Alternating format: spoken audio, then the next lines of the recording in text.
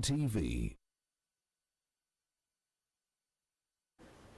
Good morning to you once again. Thank you so much for being with us as we continue on with Chartering the Path through Wednesday, 5th October 2022. I am Priscilla Regina Naluoga, and in our Kickstarter this morning, evolution and state of Uganda's infrastructure since 1962.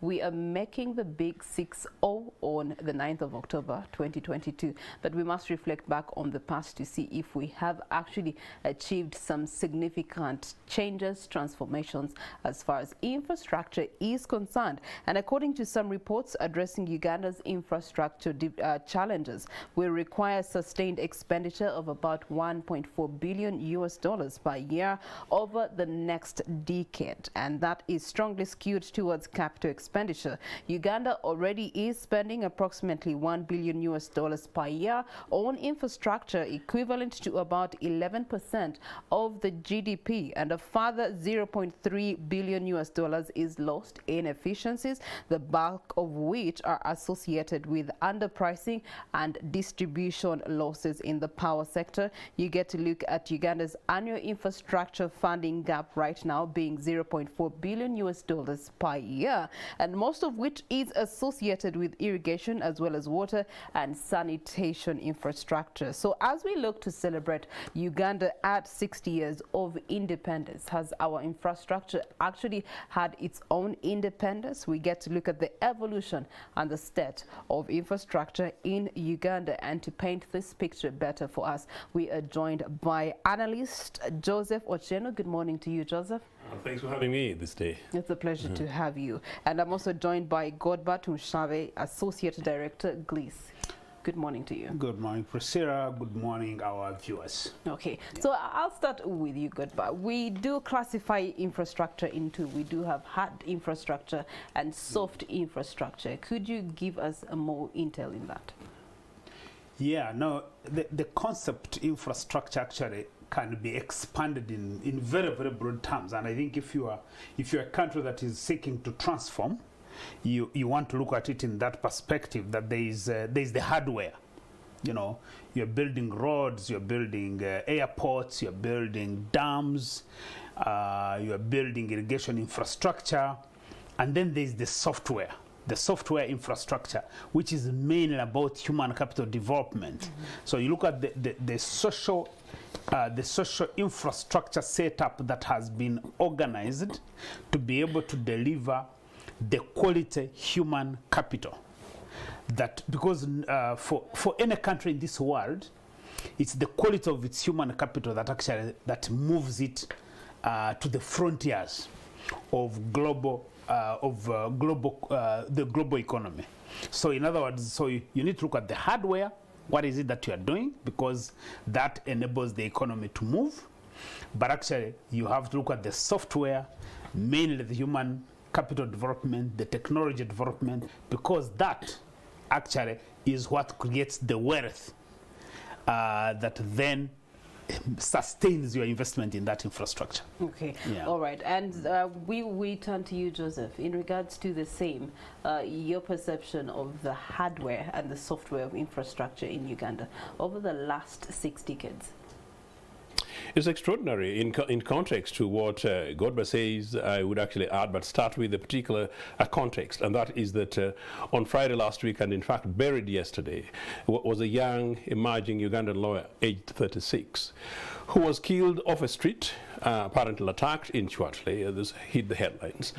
This young lady happens to come from Tororo, and she had come from work and she was waiting for transport home, number one. Number two, according to reports, it's police that took her from Chwatli to Mulago Hospital, where she was pronounced dead. Until the following morning, the husband nor the brother-in-law didn't know. What it basically means is, one, a sharp emergent lawyer in Kampala, what would possibly be happening at a roadside waiting for transport home? Should it be a bus? Should it be a train? At that stage, should there have been lighting? We do not know, number one. Number two, in terms of context of communication, what happened.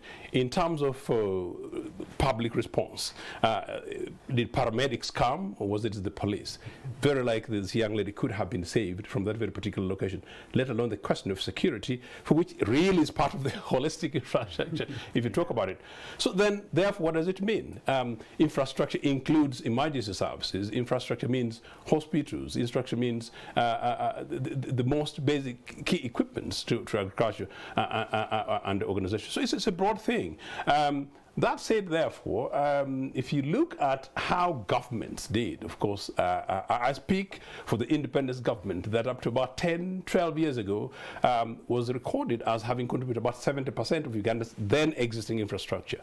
This NRM regime in the last 10 years, thanks maybe to relatively cheap Chinese money or perhaps some other opportunity to create money, the 0.3%, which is about 30%, where you actually do underhand corruption. They realize that you can actually borrow money for your grandchildren, put some funny road that is going to be resurfaced the other day, siphon off 30%, and the rest is business as usual. That is contextually part of the problem.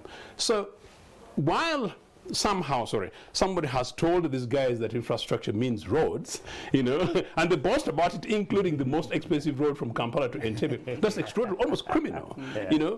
They forgot that every time, Godber, I cross over the railway either towards Kasese or Kampala, I genuinely get sick. Every other time I'm going to Toro, particularly at Magamaga, and then you look at this thing and it's eating like a tiny funny snake. And I've got to travel to Toro and spend 5 hours, when in reality I should be spending 2 hours or less. And when I'm planning to think of saying that my children, and perhaps even me, next 20 years, when I'm resigned, I should come to Kampala for breakfast meeting with colleagues, taking a fast train, which UPC had planned the idea of making those projects. Then as way back as 1989, the thinking thing is extraordinary where we are at the moment. So it is sad. Social infrastructure extremely important. People don't know. Public libraries are infrastructure. Community development centers are infrastructure.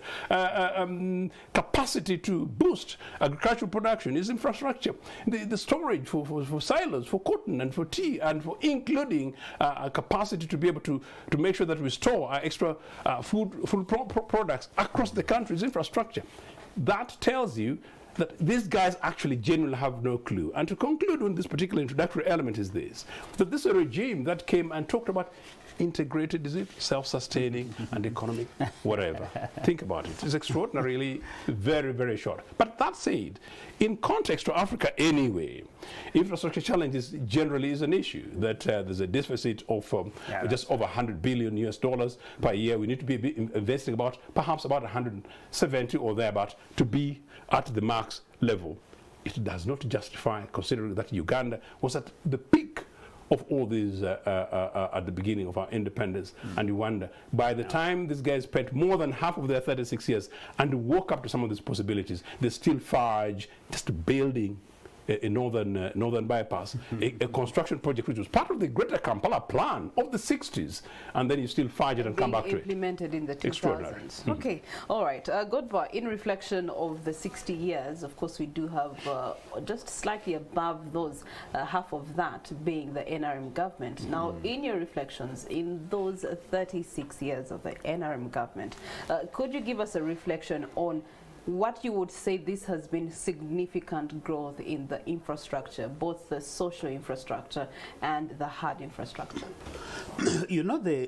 Essentially, to talk about the last 36 years, you want to see what are you comparing with. In other words, how do you give a scorecard to the 36? And there are two ways of comparing this with, of comparison. One is to compare with the previous 24 years.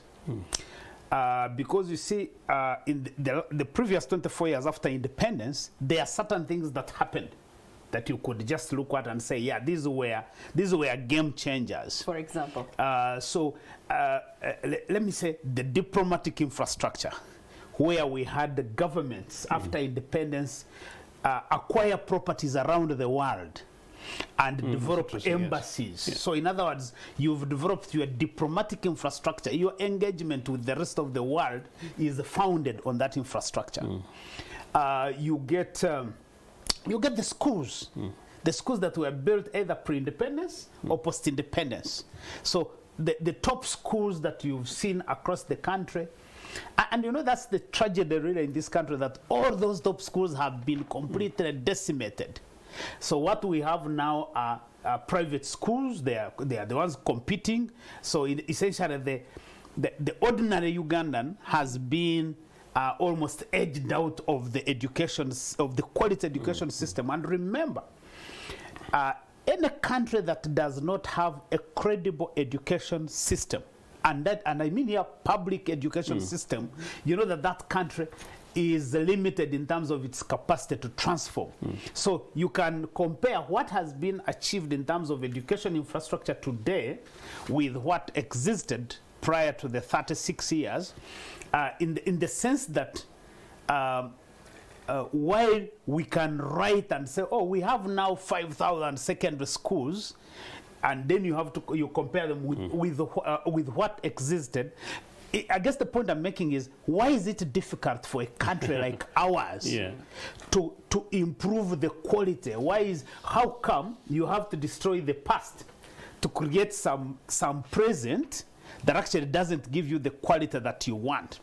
So I think if I look at the last 36 years, I am very happy that the current regime has really tried on the road infrastructure, because again, in 2006, 2007, I was working with an organization called Accord.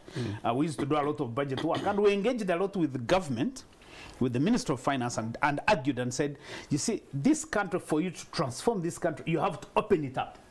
You need a functional road network where people and businesses can reach different places. And I think the budget was able to change around that time, and we have seen that sustained infrastructure. Now, if it was not for this corruption enterprise called NRM, that you had a disciplined organization that understands that it serves Ugandan taxpayers, and therefore every shilling that we generate as Ugandans needs to be put to providing public services and public infrastructure, then we would be very far. But of course, you have a regime that really thrives more on corruption. So if you have $100, most likely $80 will be squandered, and you're only using the 20. So I think when we look back, we can say we've made marginal progress over the last 60 years. And in most cases, we also try to compare, to judge our success by where we've come from. I've argued time and again that societies that transform have to judge their success by where they want to be, not by where you've come from. You know, you look behind, you say, oh, we were failing, but now we are succeeding. But you see, it has not taken you to where you want to be. And I think Uganda is not where it is in terms of all forms of infrastructure, whether physical, whether software. Okay, all right. We turn to you, Joseph. You mentioned, for example, the education infrastructure. In the 60s, before the NRM government took power, could you give us a comparison? Was it better education? What was the quality of education then versus what is being received today? Were you also taking milk before the NRM government? I did not need school milk at Nagongara because Joseph looks like a milk boy. No, but I did not need milk at Nagongara because I had a cow in Nagongara and sustainable. And just a matter of interest. But number two, very interestingly, I took some milk because Obote II government built dairy cooperation centers in all rural Uganda, including Nagongara. The Nagongara one now is a grinding mill, and I look at it every day, and I go, and the 1 kilometer road which was tarmacked at Nagongara, a small township at the time, is now potholes and junk. And but what killed Nagongara in the Nagongara? No, Mr. Museveni could be a very good guy to tell us about this based on the economic reference we made much earlier. It is actually shockingly extraordinary. But to put it in context of the education side, you know, every district, key major district, had a new founded, built public school, whether it's Bukedi College, Kachonga, Teso College, Lloyd, is it the Kabale College, Butabero, Dr. Boloko, Chigezi High School. You know, across the country, quality, and all of them, by and large, are dead, number one. Number two, for the mother of instructure are our women. So 1963, what do? You start opening up girl child quality high school education institutions across the country, built, equipped, top-notch across the region. They did that. across the region. Primary schools, I was able to come from Nagongora Boys School, walking barefoot, a mile from my home, amongst the top in Bukedi district, the bigger district, go to meet and sit the same class with the best who came from Kitande High School, Nakasero High School that year. I keep referring to that to contextualize many of these things. Unless you look at it from that point of view, you don't. Extensions, the big maternity ward in Nagongera, was built within 8 years of our independence. So when I came from exile, I found the maternity ward, actually partly because of my interventions, they changed. It was a general ward in which, in fact, I wrote an opinion piece in your related paper, where in this particular ward, there was a mixture of men, women, including pregnant women, and I could see that how do you do that to a grandfather, and how do you do that to a young lady giving birth? Those are the contexts. Next to that, to the dispensary, is a community center, which is now perhaps a stock for rats, dead and gone. And many other generation of people, including 35, 36-year-olds who were born around this regime, have no clue those institutions and systems did exist. So it is extraordinary. But also beyond that, actually, Godman, the train system that we found, we were able to extend, the government was able to extend rail networks from Soroti to Lira to Gulu to Pakwach, preparing it for Arua and Moyo to go to Senedi's border. But it did that, including connecting West Nile for the first time on the national element, since independence. That is nearly dead. One of the worst spaces for infrastructure in Uganda today is West Nile. It is terrible. Just make an attempt off Gulu Road. Karamoja, they did, in part, because of the gold thing, and in part because some people got positions there and they had to show a bit of these other things. But in part, maybe it was a convenient way to make money. We can't say that. But you can't do that, as I said. My Tororo, as a district, one of the 36 original districts, there is not one single new paved road in 36 years. Instead, there is a road deficit I gave about Nagonga and Toro Town. And yet all this existed before the 36 Precisely. years. But part of what God was saying is about you build that not to compare, but to build in terms of going forward in the future. In Obote 2 government, within 4.5 years only, in my area, and I use my area because I know it was a national thing, every sub-country got a new school. Every sub-country got a new secondary school. We got a National Teachers College. Baranyanga Technical School in the neighboring, by the area where this lady is coming from, there are 2 schools, Paya Secondary School, Baranyanga Technical School. The other day, some politician, and possibly related, was boasting about how, since I became a board member, the school, the technical college now has a gate. and at Omoro, it's up until they had to bring in the son to replace the father. Then a health center was transformed to be a referral health center because even those changes, the elevation is never followed with the required infrastructure. They normally name it.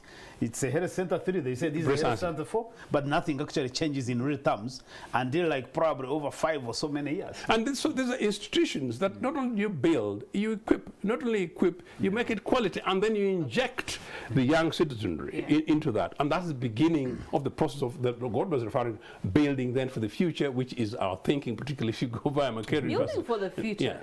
It begs the question. I have observed over the past 2-3 elections, building for the future only comes in at the time when we're going into an elective season. That's when you see the roads being, worked on and completed in that season. If a road is started on and elections are done, it will not be dealt with until the next one. That's when we saw in most recent elections the president unveiling so many markets, something that should have done so many years ago, if we know that agriculture is the backbone of what we are as a country, especially economic-wise. So in terms of that, Godber, has politics instead killed the infrastructure that we should be priding of 60 years down the road?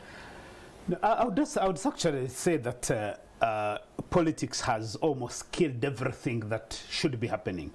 Because you see, when we talk about the software of a country, the governance is part of the software. The fact that you get a people who feel like they are governed well, even the mere thinking that the country is moving in the right direction, that the leaders work for them, that alone it has a transformative effect on how people think and process ideas and the kinds of decisions you make as individuals, as communities to go into the future.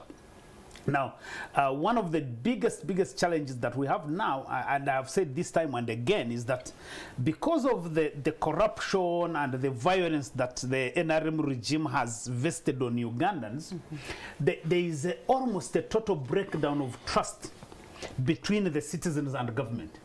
So the feeling right now for many people is that government will always want to be cheating you. So every politician, whether it's the president, whether it is the MPs, whether it is you know, some guys out there, local leaders, the thinking is, oh, these ones, even when they think of something, by the way, that may be progressive, it's like, you want to cheat us. When there's a breakdown of trust, the cost of running government increase very tremendously.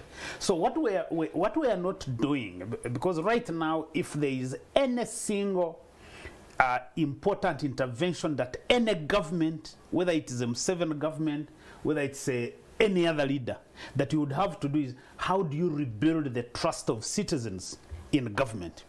And once you do that, then you begin to tackle these infrastructure issues. But right now, the politics are so toxic.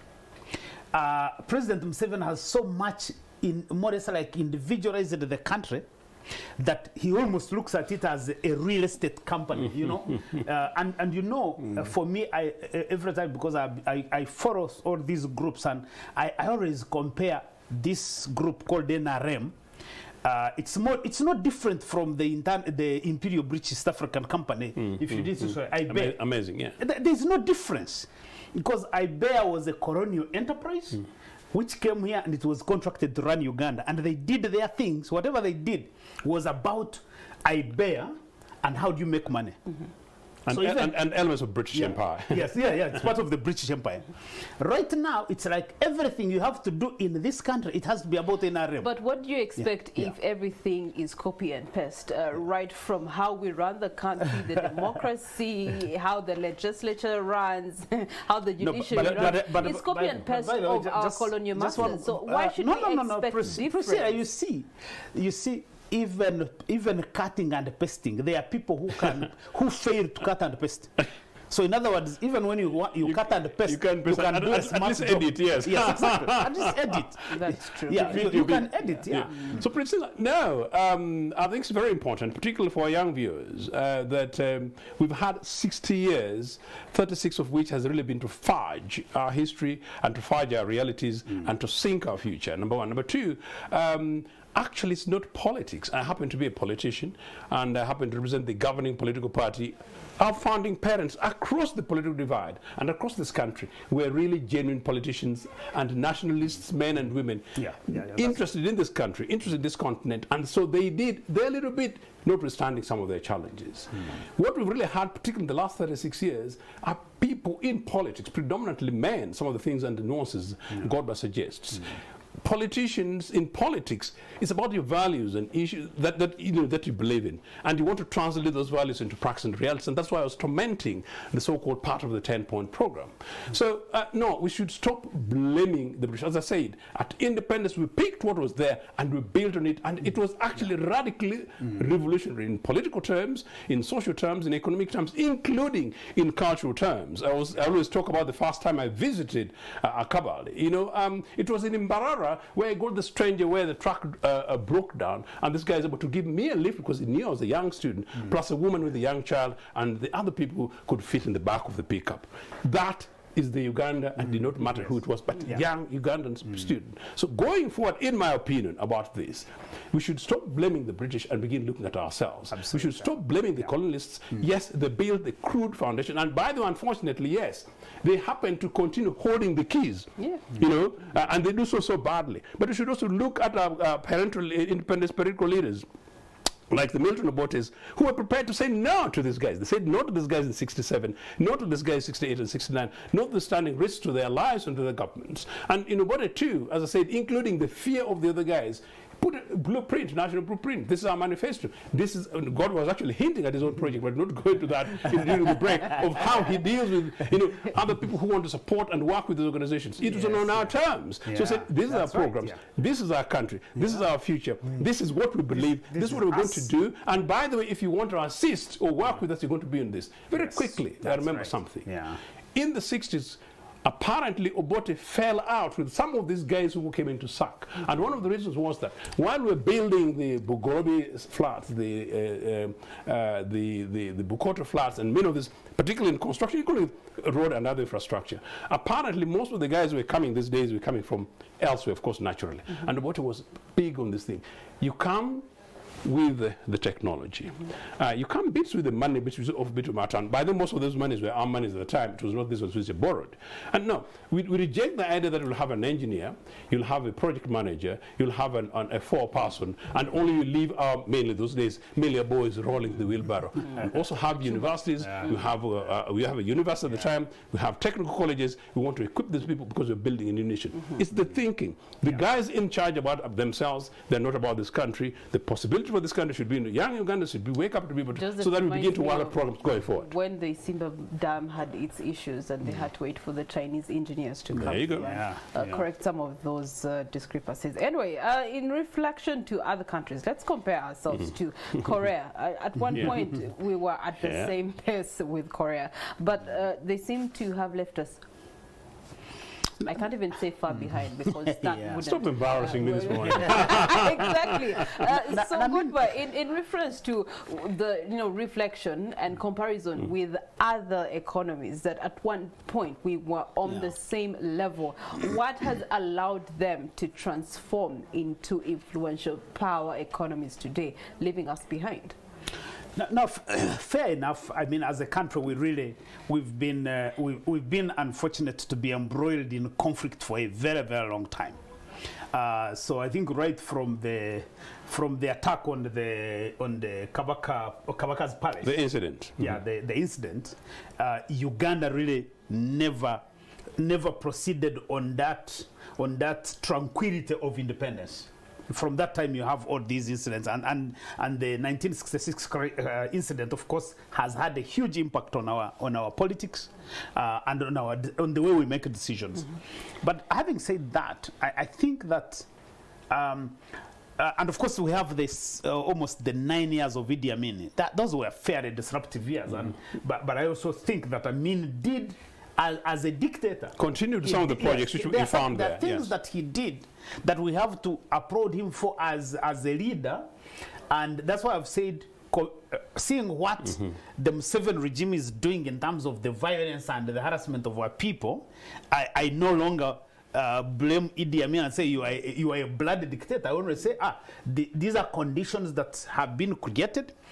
For all these leaders pre-independence, we have to acknowledge what they have contributed and then see how do we move to the future and make sure that we stop another Idi Amin or even another life president like Museveni from appearing, because those are the challenges that we face. The countries that have transformed, they have had a number of interesting, a number of factors that you can look at. One, it is the transformative leadership. That the leaders themselves, because I have argued time and again, that in this world, everything starts and stops with leadership. Nobody should tell you a lie. You can have a good leader today, even because sometimes people blame the laws and the policies. You can have a good leader today who is a transformative leader with the same laws and the same conditions that have been created by Museveni 36 years, and the person can change the trajectory of this country. In the majority of cases, people blame Uganda and say, oh, these are sectarian, these are what? But the sectarianism, the lack of initiative is all a product of failure of leadership. Because Uganda now has this unfortunate thing where President Museveni looks at everything as a transaction, which is a transaction to retain power and be a life president. Because you see, you can also do transactions that are meant to transform the country. Unfortunately for us, his major transactions, whether it is creating new constituencies, whether it is appointing people, it's about how do I stay in power. Second, of course, the countries like South Korea, they have had factors because this was during the Cold War, and the Americans want to maintain presence in Southeast Asia, and they need these satellite states, so you have to invest in there. One of the examples that I always look at is Vietnam. Vietnam, until 1986, was a divided country. There was still North and South. In 1986, that's when they united. Okay. And then they started on a trajectory of development. Yeah. Now, when you look at Vietnam today, I think right now their GDP is over 200 billion. Indeed. I think the last time I checked, they were exporting 28 million bags of coffee every year.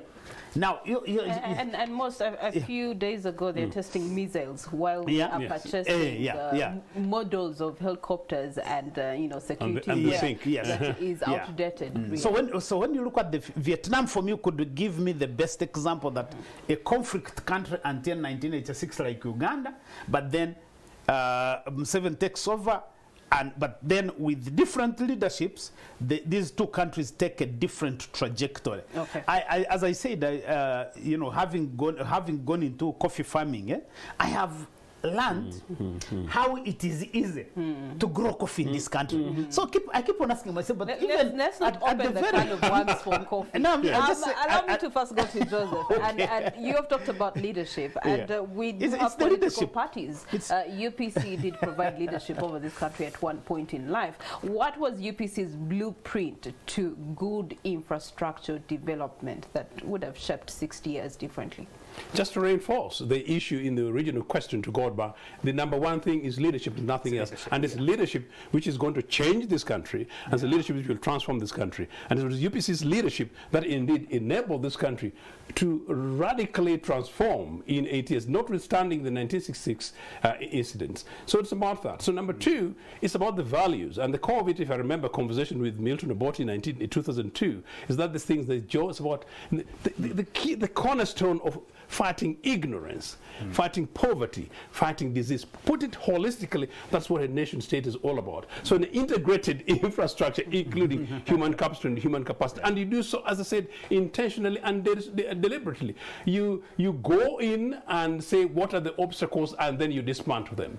Lee Wang, the former president of Prime Minister of Singapore, always argues that when we came in, rather almost like mini dictatorship, educated dictatorship, all of us were committed, and if you're not committed, you'll not be on the same table. All of us were committed to transforming this country. That is vision. Not this vision thing that people learn in Chankwanzi, which Chankwanzi actually should be closed. A future UPC government will close Chankwanzi and make sure that those resources are pushed towards infrastructure developments across the country. So no. Didn't UPC have its own Chankwanzi? No, UPC never had Chankwanzi. And while UPC had its radical programs in 1969 for national service, a national service which is national service, not indoctrination projects for individuals. No, we did not have, and in the future it's something that will be able to review. The national service that you're referring to that is being desired for return requires people to pay some money. Precisely, there you go. So now, if you don't mind, sorry. It is really about the embedded values. UPC, thankfully, we're a social democratic, if you like, a socialist progressive party that believes in big government. I just wanted to give a quick example, if you don't mind. I've got a relative who escaped terror and torture here in this country in 1986. Their child, the young daughter, gave birth, and I can steal this young boy, 25, in my kitchen in London 25 years ago. Now this boy grew up in London, sharp Ugandan minds, grew up in Norway, got his secondary degree, and in the last just under 2 years actually, has moved to becoming one of the project managers of a big project in Oslo. And that's based on merit and capacity. If you look at how Norway does many of these things, Priscilla, when you go to your other young ones and they're 6, 5, 7, 8, you want to live there because they'll walk out in the city and you don't care about them. They'll walk 5 miles to a good school and come back because they'll take trains. Systems that integrate and invest in their people. Big government is the future. Right.